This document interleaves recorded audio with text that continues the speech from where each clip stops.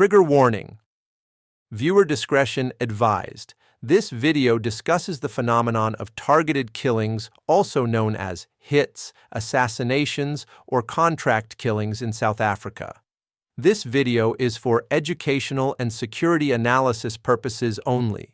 It does not provide legal advice nor instructions on weapon construction, acquisition, or use.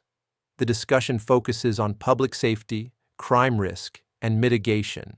Quote, "You don't kill for hate, you kill for money. Once you pull the trigger, you forget the face."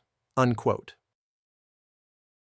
That quote didn't come from a movie. It came from a South African hitman, an Inkabi, the Zulu term for hitman. In today's discussion, we are going to explore the dark world of targeted killings in South Africa, also termed assassinations or Inkabi killings. In South Africa today, murder has become a service, a transaction, a business model. Politicians, taxi bosses, whistleblowers, business executives, activists. Some are killed quietly. Others in front of children, in restaurants, churches, even court buildings. This is the hidden economy of contract killings in South Africa.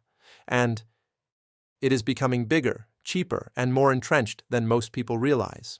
Contract killings follow a simple formula. One person pays, another person kills, a third person dies. It starts with a solicitation and ends with a murder, or sometimes police intervention. And unlike crimes of passion, these killings are planned, priced, and outsourced. Quote, "Sometimes it is a politician, sometimes it is a businessman. We don't ask why. If you pay, it is done." Unquote. The direct words of an Inkabi who was interviewed about 2 years ago. Refer to the video description where a link to that interview was dropped. Independent monitoring shows a 108% increase in targeted killings over the past decade. In 2022 alone, 141 recorded assassinations. In 2023, another 131, and those are undercounts. Many hits are staged as robberies, hijackings, wrong target shootings. South African police do not officially track contract killings as a separate category. With today's discussion, we are not going into depth with case studies as there are many well-known cases of recent times, but we are going to focus on the bigger picture. During this discussion, we will also make references to some direct quotes from an interview with an Inkabi a few years back. High-profile historic political assassinations, such as former South African President Hendrik French Verwoerd and Chris Hani, former South African Communist Party leader, were part of a longer pattern of political violence. But, and here comes the important part, the current pattern of targeted killing in South Africa has now become more multi-sector. Taxi bosses, municipal officials, whistleblowers, private business people, and even smaller revenge or grievance hits on average individuals are becoming more common. So what we see is only the visible tip of a much darker iceberg. Most assassinations fall into 4 overlapping categories.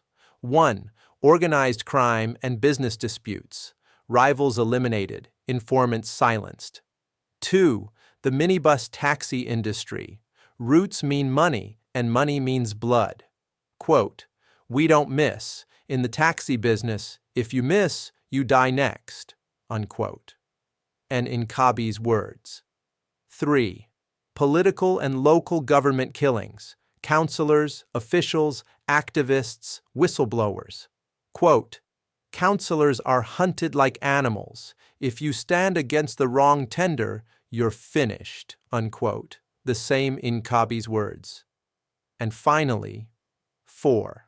Personal motives, relationships, insurance, family feuds. A targeted hit is rarely just one man with a gun. There is usually a paymaster, a middleman, surveillance teams, shooters, drivers, and weapon suppliers. Everything is compartmentalized. The shooter often doesn't know who ordered the hit. For them, it is only a job. Quote, "Killing is a job like any other. The only difference is the tools. Ours are guns, not spanners." Unquote. Targets are attacked where they are predictable: outside homes, at funerals, at churches, at schools, at public events. Sometimes the killing is silent. Sometimes it was only meant as a message, a warning. Let us now have a look at the profile of an Inkabi or hitman. Most Inkabi are young to middle-aged men, recruited from taxi networks, gangs, or criminal circles. Often desperate, but increasingly professionalized. Payment an Inkabi receives varies wildly.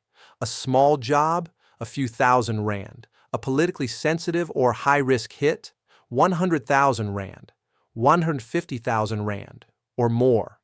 Low conviction rates mean low risk. The problem is not finding the gunman. Law enforcement more often than not can catch him.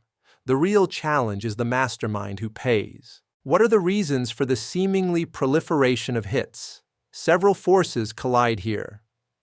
Extreme inequality, not among races, but the structural collapse of socio-economic classes as we knew it, and the development of only two major classes, the super rich and the very poor. This is not only a South Africa thing, but a global phenomenon. High unemployment, need we say more?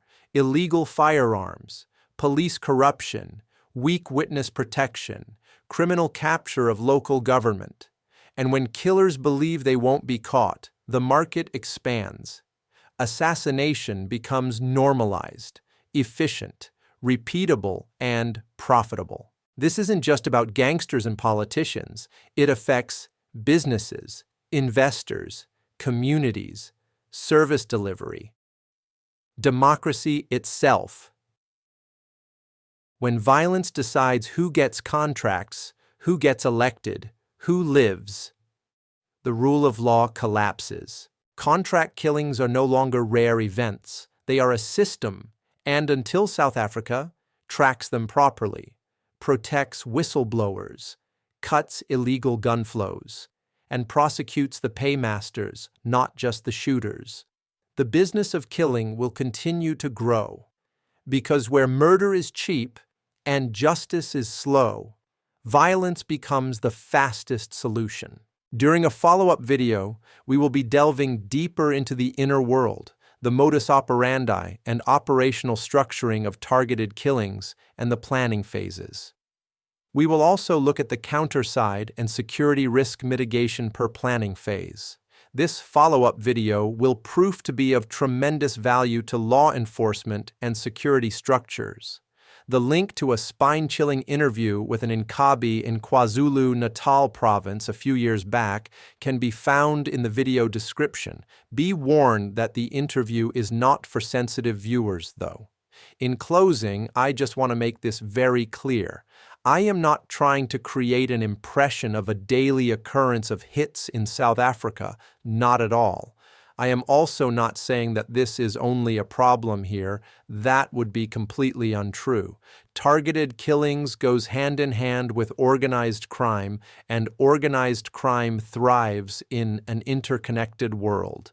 On the flip side, though, I do think that there are few who can disagree that we are experiencing a dangerous increase in hits or targeted killings, and that it is a phenomenon which needs urgent, focused, and multi-sectoral countermeasures and refocusing of current law enforcement and government efforts.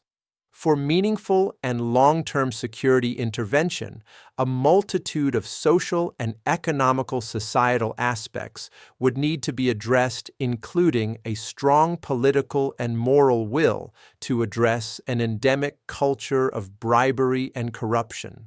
Please follow us for more in-depth discussions on contemporary safety and security matters. Have a great day and be safe.